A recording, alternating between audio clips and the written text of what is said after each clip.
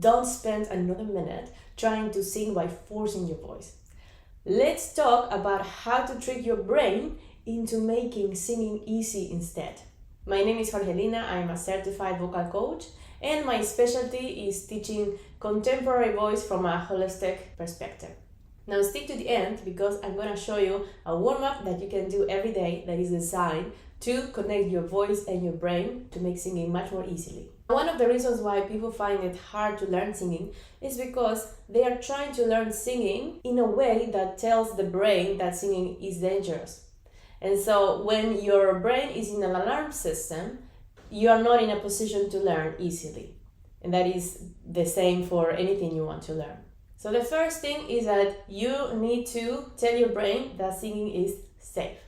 So one of the first things you can do today, right away, that is going to make your singing practice more effective is to make sure that your practice space is safe, is perceived as safe for you. And when I say it's safe, I mean consciously and subconsciously. If you are new to singing, a good thing to do is to just find a place maybe in your house that you're not going to be disturbed, and maybe if you are worried about people hearing you, that choose a time to practice in which you know that there are not going to be people around.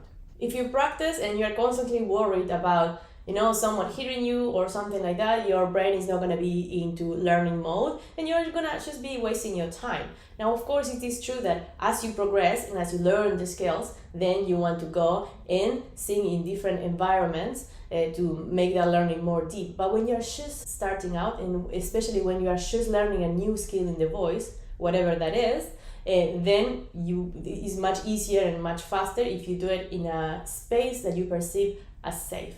Make sure that your phone is in airplane mode, because that's another thing. As soon as you receive a notification, brain is in alarm mode. So there are a lot of things you can do to make sure that your space is safe and that your brain is okay with that. And the other thing is make sure that you are not too cold, that you are not too hot, that you are not thirsty, and that you are not hungry. And that you also have had enough sleep. Yeah, it seems like a lot, I know. But the thing is that if you are thirsty or hungry, or if you only have like 2 hours of sleep, then your brain is going to be in an alarm mode by default. So all those things make a huge difference in how quickly and how well you learn a skill. Now, the second thing to have on mind when you want to tell your brain that singing is safe is your posture. Remember that your brain and your body are all the time communicating. If you have a posture in which you are hiding your internal organs like this,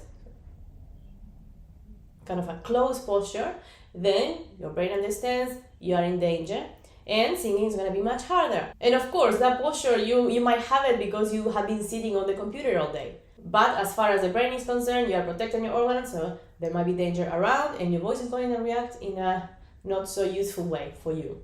Now, the other thing you can do is you might be holding your body weight back like that. See how my voice tenses up right away. So if you are standing up and you are sort of sitting in your heels, then you are kind of ready to escape, right?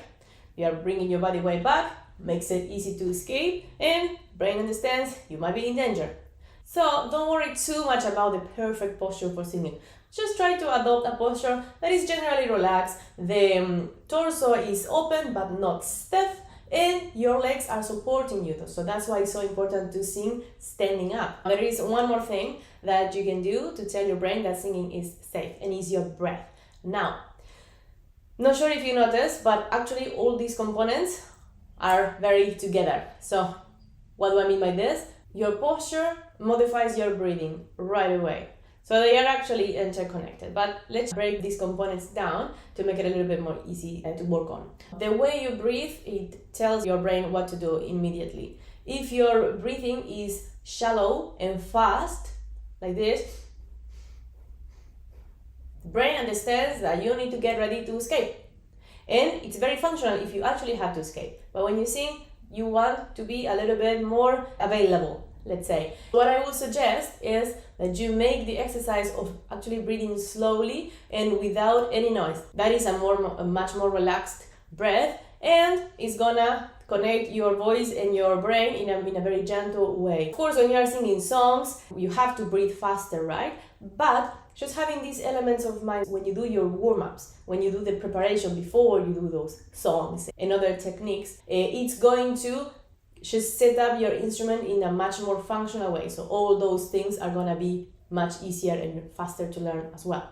Now, I actually prepared a warm-up session that is designed to connect your voice with your brain and to tell your brain that singing is easy and it is safe. So you can go to the description below and you can download it for free from there. If you like this video, subscribe to my channel because I am posting content like this all the time.